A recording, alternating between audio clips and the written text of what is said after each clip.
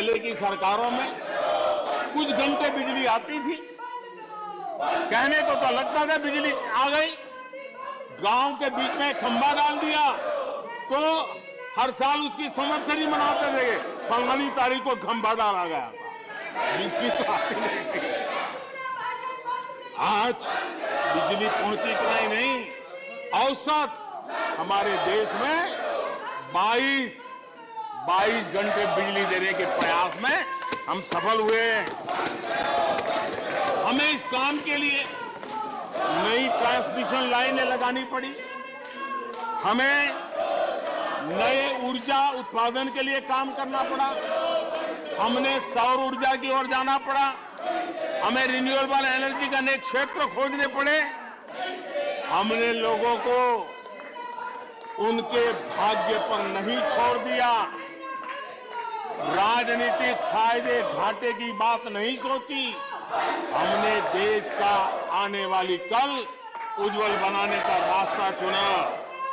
हमने खुद के लिए दबाव बढ़ाया, लोगों की मांग बढ़ने लगी, दबाव बढ़ने लगा, हमने मेहनत वाला रास्ता चुना और इसके नतीजे आज देश देख रहा है।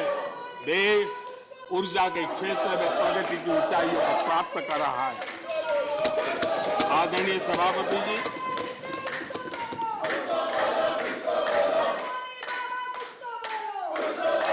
हमने आजादी के अमृत काल में एक बहुत बड़ा हिम्मत भरा कदम उठाया। मैं जानता हूं यह आसान नहीं है, हमें बहुत मेहनत करनी पड़ेगी और वो रास्ता हमने चुना है सैचुरेशन का।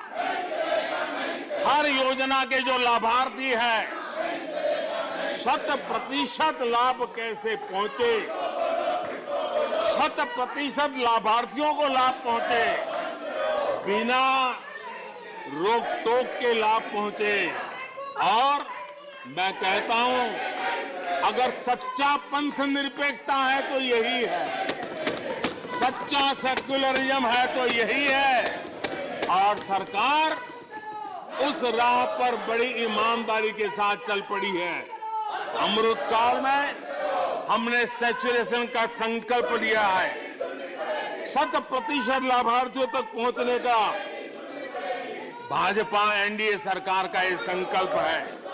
आदरणीय सभापति जी, ये 100% वाली बात, ये सैचुरेशन वाली बात देश की अनेक समस्याओं का समाधान तो है ही, उस नागरिक की समस्याओं का समाधान इतना ही नहीं है, देश की समस्याओं का समाधान है। एक ऐसी नई कार्य संस्कृति को लेकर के हम आ रहे हैं जो देश में मेरा तेरा अपना पराया उन सारे भेदों को मिटाने वाला रास्ता है, सैचुरेशन वाला हम लेकर के आए। सैचुरेशन तक पहुंचने का मतलब होता है भेदभाव की सारी गुंजाइशें खत्म करना। जब डिस्क्रिमिनेशन रहता है तब करप्शन को भी संभावना मिलती है। कोई कहेगा मुझे जल्दी दो, तो कहता है इतना दोगे तो दूंगा, लेकिन 100% जाना है तो उसको विश्वास होता है भले इस महीने मुझे नहीं पहुंचा, 3 महीने के बाद पहुंचेगा, लेकिन पहुंचेगा, विश्वास बढ़ता है। ये तुष्टीकरण की आशंकाओं को समाप्त कर देता है। फलानी जाति को मिलेगा, फलाने परिवार को मिलेगा, फलाने गांव को मिलेगा, फलानी बिरादरी को मिलेगा, फलाने पंथ संप्रदाय वालों को मिलेगा, ये सारी तुष्टीकरण की आशंकाओं को खत्म कर देता है। स्वार्थ के आधार पर लाभ पहुंचाने की प्रवृत्ति को पूरी तरह खत्म कर देता है और समाज के आखिरी व्यक्ति को, जो आखिरी पंक्ति में खड़ा हुआ व्यक्ति है और महात्मा गांधी जिसकी हमेशा वकालत करते थे, उसके अधिकारों की रक्षा इसके अंदर समाहित होती है और हम उसको सुनिश्चित करते हैं।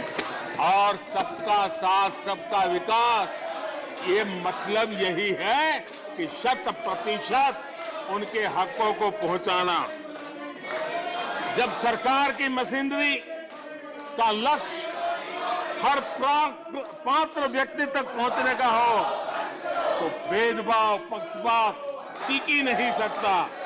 इसलिए हमारा ये 100% सेवा अभियान सोशल जस्टिस, सामाजिक न्याय, इसका बहुत बड़ा सशक्त माध्यम है। यही सामाजिक न्याय की असली गारंटी है। यही सच्ची पंथ निरपेक्षता है। यही सच्चा सेक्युलरिज्म है। हम देश को विकास का ये मॉडल दे रहे हैं जिसमें हितधारक सबको उनके हक मिले। देश हमारे साथ है। कांग्रेस को बार बार देश नकार रहा है, लेकिन कांग्रेस और उसके साथी अपनी साजिशों से बाज नहीं आते हैं और जनता ये देख भी रही है और उनको हर मौके पर सजा भी देती रही। आदरणीय सभापति जी, हमारे देश की आजादी में 1857 से लेकर के स्वतंत्र संग्राम का कोई भी दशक उठा लीजिए, हिंदुस्तान का कोई भी भूभाग उठा लीजिए, मेरे देश की आजादी की लड़ाई में मेरे देश के आदिवासियों का योगदान स्वर्णिम पृष्ठ से भरा पड़ा हुआ है। गर्व होता है देश को कि मेरे आदिवासी भाइयों ने आजादी के महात्म्य को समझा था, लेकिन दशकों तक मेरे आदिवासी भाई विकास से वंचित रहे और विश्वास का सेतु तो कभी बन ही नहीं पाया। आशंकाओं से भरी हुई व्यवस्था बनी और उन नौजवानों के मन में बार बार सरकारों के लिए सवाल उठते चले गए, लेकिन उन्होंने सही नियत से काम किया होता, नेक नियत से काम किया होता, आदिवासियों के कल्याण के प्रति समर्पण भाव से काम किया होता, तो आज 21वीं सदी के तीसरे दशक में मुझे इतनी मेहनत नहीं करनी पड़ती, लेकिन उन्होंने नहीं किया। अटल बिहारी वाजपेयी की सरकार थी, पहली बार इस देश में आदिवासियों के विकास के लिए अलग मंत्रालय बना, पहली बार आदिवासियों के कल्याण के लिए, भलाई के लिए, विकास के लिए अलग बजट की व्यवस्था हुई। आदरणीय सभापति जी, हमने 110 जिलों को आकांक्षी जिलों के रूप में आइडेंटिफाई किया, जो विकास में पीछे रह गए, सामाजिक न्याय जैसे महत्व का है, एवं भौगोलिक रूप से भी जो पीछे रह गए हैं उनको न्याय दिलाना उतना ही आवश्यक होता है। और इसलिए हमने 110 आकांक्षी जिले और 110 में आधे से अधिक वो इलाके हैं जहां बहुल जनसंख्या जनजातीय हैं, मेरे आदिवासी भाई बहन रहते हैं।